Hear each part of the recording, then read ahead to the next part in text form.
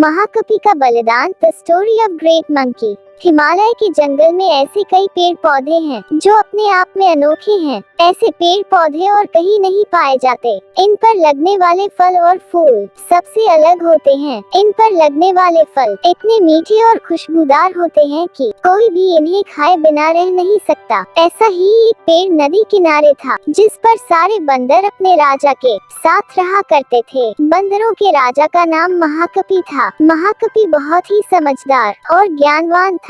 महाकपि का आदेश था कि उस पेड़ पर कभी कोई फल न छोड़ा जाए। जैसे ही फल पकने को होता वैसे ही वानर उसे खा लेते थे। महाकपि का मानना था कि अगर कोई पका फल टूटकर नदी के रास्ते किसी मनुष्य तक पहुंचा, तो ये उनके लिए बहुत हानिकारक हो सकता है। सभी वानर महाकपि की इस बात से सहमत थे और उनकी आज्ञा का पालन करते थे। लेकिन एक दिन एक पका फल नदी में जा गिरा जो पत्तियों के बीच छुपा हुआ था। वह फल नदी में बहकर एक जगह पहुंच गया जहां एक राजा अपनी रानियों के साथ घूम रहा था। फल की खुशबू इतनी अच्छी थी कि आनंदित होकर रानियों ने अपनी आंखें बंद कर ली। राजा भी इस खुशबू पर मोहित हो गया। राजा ने अपने आसपास निहारा तो उसे नदी में बहता हुआ फल दिखाई दिया। राजा ने उसे उठाकर अपने सिपाहियों को दिया और कहा कि कोई इसे खाकर देखे कि यह फल कैसा है। एक सिपाही ने उस फल को खाया और कहा कि ये तो बहुत मीठा है। इसके बाद राजा ने भी उस फल को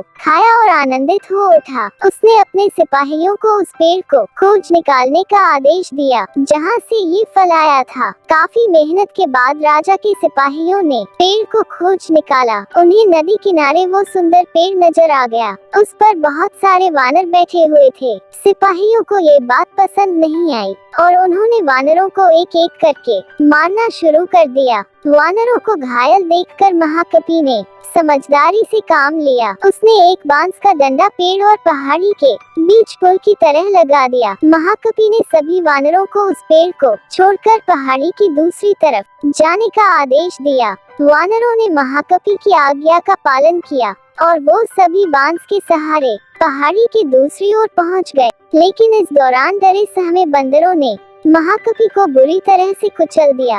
सिपाहियों ने तुरंत राजा के पास जाकर सारी बात बताई। राजा महाकपि की वीरता से बहुत प्रसन्न हुए और सिपाहियों को आदेश दिया कि महाकपि को तुरंत महल लेकर आएं और उसका इलाज करवाएं।